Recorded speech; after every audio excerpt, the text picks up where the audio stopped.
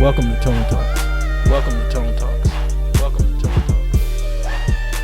How's everybody doing today? This is Antonio Moore coming to you from Tone Talks. I wanted to come back and have a discussion about black wealth, given some of the catastrophe that we saw in Texas, giving you a larger context on what's going on with black families as I see it. I think there's so much nuance and there's so many layers to pull back to really understand the dynamics that are going on. But to make the position very simple, there are no working age black families that are middle class in America. You know, very little, like nominal amounts. Largely what you see is that black America doesn't have a middle class.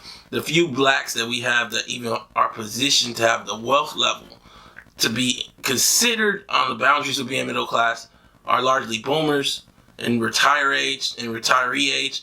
That's not what middle class is constructed on. You know, when you look at people that are in their prime years of childbearing, these are largely unstable families financially when it comes to African Americans. And I'm going to break it down for you numerically so you can see it. But it becomes most like visual during catastrophe. But we as African Americans need to become more responsible in seeing this, because this is what drives you to change politics. The understanding that you're not stable so that you get uncomfortable enough to demand more from government immediately, to demand more from capital immediately, not in some future tense when your children get to college age or something of the sort. And I think for a lot of us, that reality isn't present because we think of ourselves as middle class, and I'll cover that. You know, when we look at the data, because that's what data matters, and this is how you'll explain it all, what you find is there's 80 million white homes. The middle white home is worth $110,000 with depreciating assets, which aren't supposed to be counted. The middle black home, and I'm pulling up a chart from CNN Money, it's worth about $5,000 with depreciating assets. But you're not supposed to count the couch, the TV, the family car. These are not assets that you count when you evaluating wealth. They do that because they don't want to tell black people that they're worth almost nothing. They don't want to tell us that the middle black family actually is worth $1,700 without these things. So you might say, what does that do to the white wealth? Well, for one factor, because the number starts off at 110, it only brings it down to like 100. So the middle white family, 80 million white homes, 40 million are worth $100,000. Now, digging deeper, what you see is that this is a statement that there aren't black families.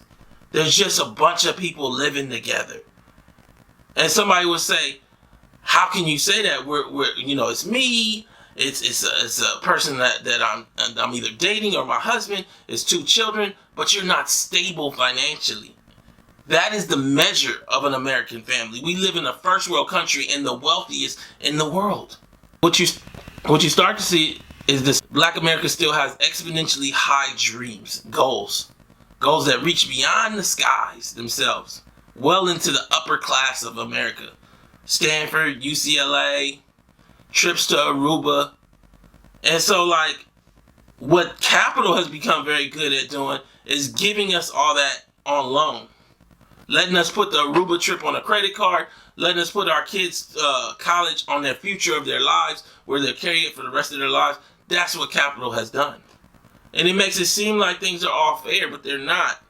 Let me explain. In all of America, there's a total of 125 million American families. The middle family, 62 million in. The middle family, so that means 62 million are worth more and 62 million are worth less, is worth about $81,000, roughly. Net. Understand? So when you start to think about it, the middle white family is worth $100,000, $110,000. Largely, this is buoyed by the fact that white people have almost everything and are carrying that number.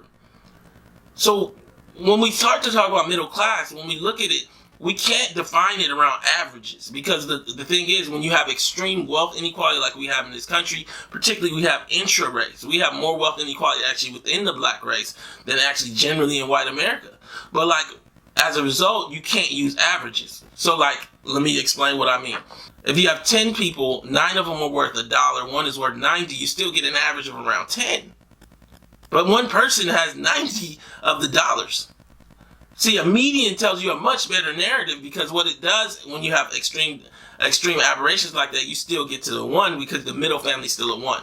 So here we go with Black America.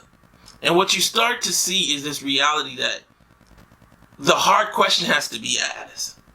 Do you know a Black family that's working age that has $81,000 in worth just to enter into the middle of America? Let alone $110,000 or $115,000. Now let's take it a step further. Do you know a Black family that has a web of other Black families that also are worth $81,000 or more? I'm using $81,000 because that's a key number. It's a key entry point to be stable in America. And I think for a lot of us, because so many Black people that we know are worth less than $1,000, we think that that's normal in America, and it's not, especially for people who have dreams. So what you're starting to see is almost every working age Black family in America is lower middle class or below. They're not middle class. That debt. Let me give you a better visual. Here's something from infographics, which I'm pulling up, which shows that income that you look at, $75,000, $100,000. $100,000 is kind of that golden number to be in the top, I believe, third of American income earners. And what it's supposed to correlate with is a certain level of wealth. So in white America, when you get to that $100,000 number, what you're seeing is that means that they're worth $150,000, $200,000. They're family, working age family. And some of them, because it's 2 of them and then they got 4 grandparents, get infused with intergenerational transfers of wealth, which actually makes that $200,000, $300,000 all of a sudden, or $350,000. Someone dies, which they get inheritance, which makes that $350,000, $750,000, or $1 million too.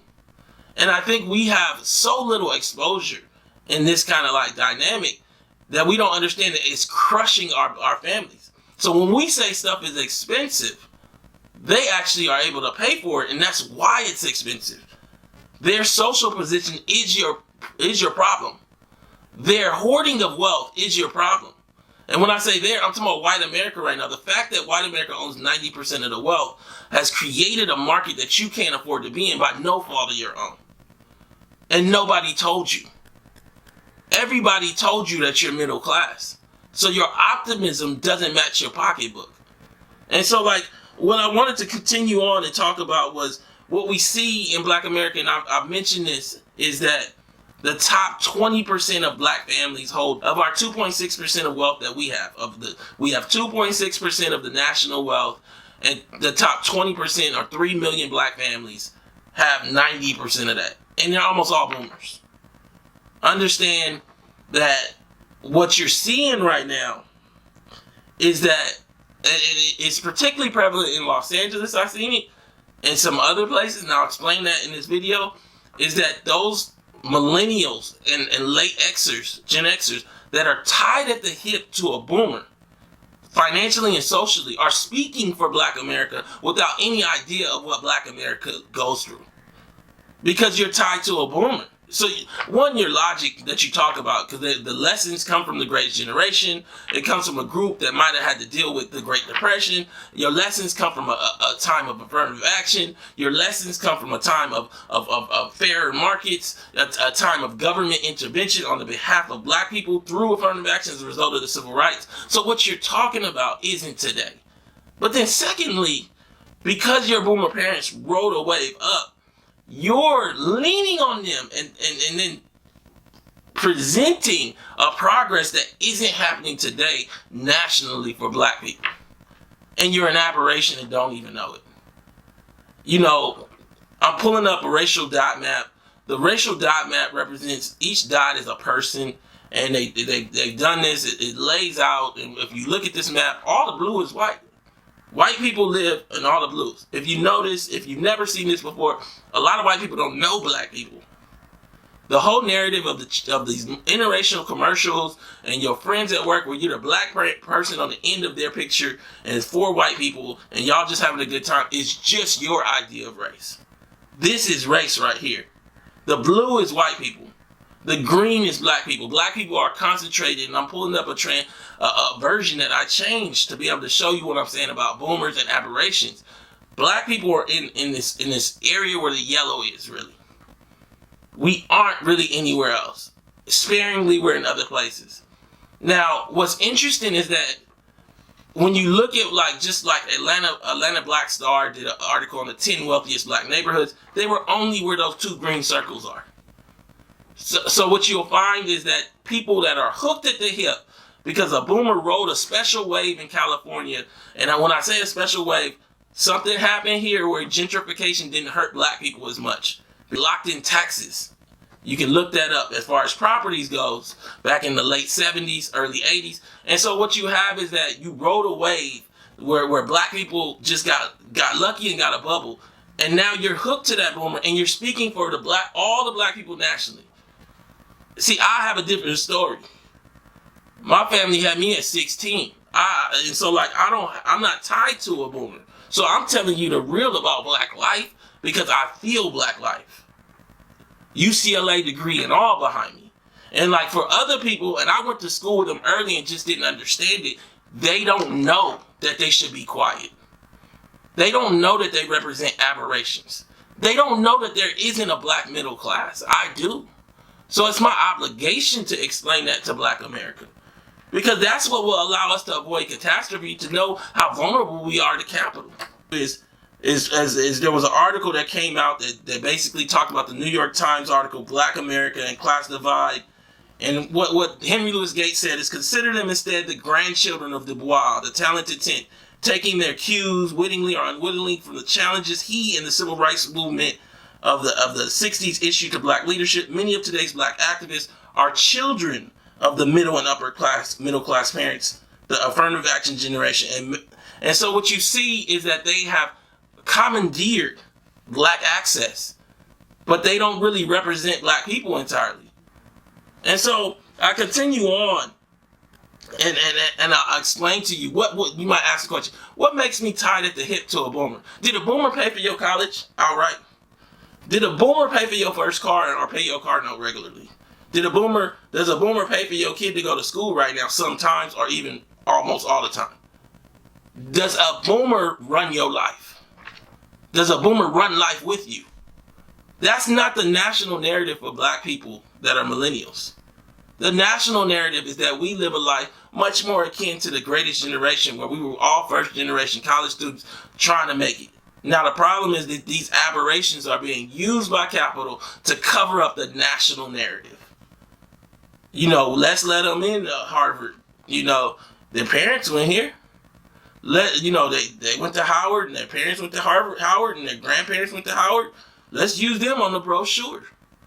Their mama was an attorney. They went to this law school. Let's make them a professor. Put them on this pamphlet. That's not Black LA isn't even set up that way. When you look at this dynamic, what I'm saying to you is that aberrations are being used, just like black celebrity, to cover up the narrative that black America is struggling, that black America doesn't have a middle class, and that doesn't make sense for a group that built this country. What I want you to understand is to make it simple, is that the cost of entry into the middle class of America is about $100,000. There aren't black families independent of boomers that are working age that are even close to that. Most black families independent of boomers are worth negative amounts of money. And I don't think that we understand how that shows up when hurricanes and earthquakes and college education and life happens to us. And so, I want to bring the rub to you though. And this is the hook, is that the real access into upper echelon American dreams happens in the top 20% of America. Now, how much does it cost to get in the top 20%? You need about $500,000 in household worth to get into the top 20%. Now, understand that top 20% is almost entirely white. So that I'm going to share with you some polling data where they show how many black people think they're middle class versus white people, and how many black people think their kids are going into the upper class in the next lifetime versus white people, with no data to support their position. Part of the reason I wanted to do this video is I think that a lot of black people are showing signs of being crazed as far as financially. And and I think they never were taught the reality of their social circumstance and the consequence of their lineage. So when it comes up, it leads to all kind of frustrations between husbands and wives, children and fathers, children and mothers, because nobody wants to deal with the brunt cost of coming from slavery and then never being made whole. And so you start to see that there, out of 14 million black homes, by rough accounts, there might be 300,000 black boomer families that are worth more than $500,000. That's it. So the whole race is basically locked out of being in the part of America that is going to have all the dreams going forward. And the few people that aren't are old and retirees that aren't trying to dream anyway. And so the only thing that you see is that small group is reflecting through their children. Whether it be like Valerie Jarrett getting her daughter on CNN. That's great for you, but it doesn't reflect any kind of growth or diversity for CNN. You see examples of it all throughout, and it's just basically garbage. Black America wasn't designed like you would have to go back to 60s Black America, where you really saw people that came from working class people, or even for that matter sharecroppers, rise as a result of government action, and a new class of black opportunity be created versus what we see right now, which is hoarding. Is hoarding being reflected as group progress. I helped my own kid with what I hoarded, and then I let them be presented to everybody else as a general black progress. That doesn't work for a group. It don't work for me. That's what I saw at UCLA. And I'm here to present why it's a problem in data. I'm pulling up an article. It was about meeting the new middle class, who they are, what they want, and what they fear. And this is just the general analysis showed that the sense of belonging to the middle class, this is from the Atlantic, the sense of belonging to the middle class transcended many objective economic boundaries. Racial differences were relatively muted, with 50% of African Americans, 47% of whites, and 39% of Hispanics calling themselves middle class. Now, I just gave you the data. How is it that black and white people both think that they're middle class at the same rate when white people got all the bread? You got to understand what this is showing. It's showing that they confuse you with Cheerios commercials that show biracial couples.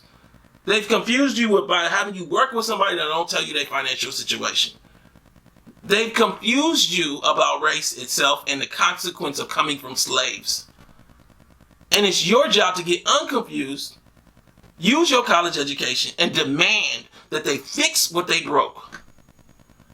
Now, continuing on, what you see is that the expectations about children diverged along similar lines. As in earlier Heartland Monitor surveys, members of minority groups expressed more optimism about their children's prospects than whites did.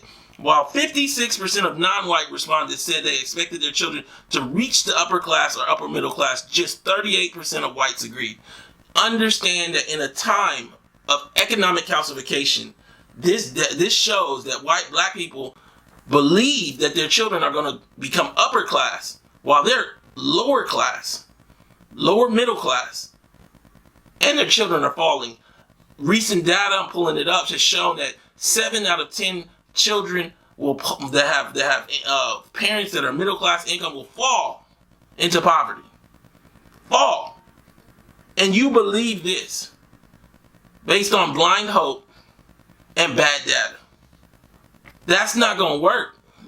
That's how you end up outside, caught in a catastrophe.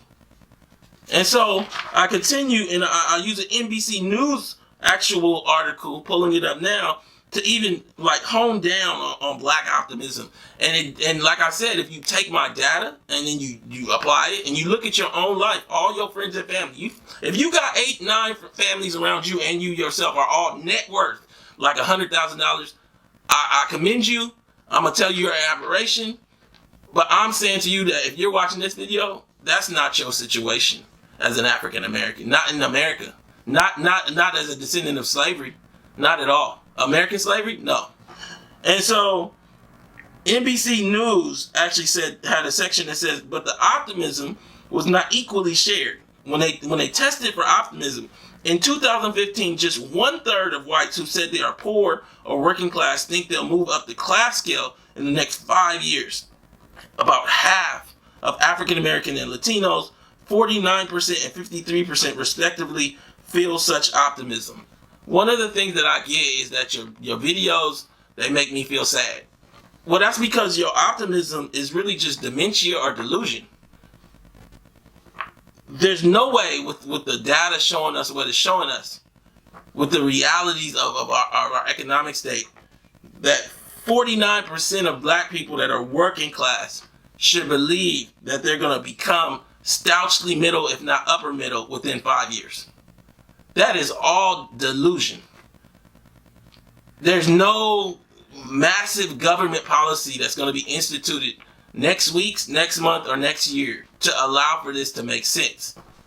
And if you yourself or you have people around you that are thinking this way and it's leading them to be apolitical, you got to be on them. And you got to be on yourself. Because I'm telling you right now, there is no black working age middle class.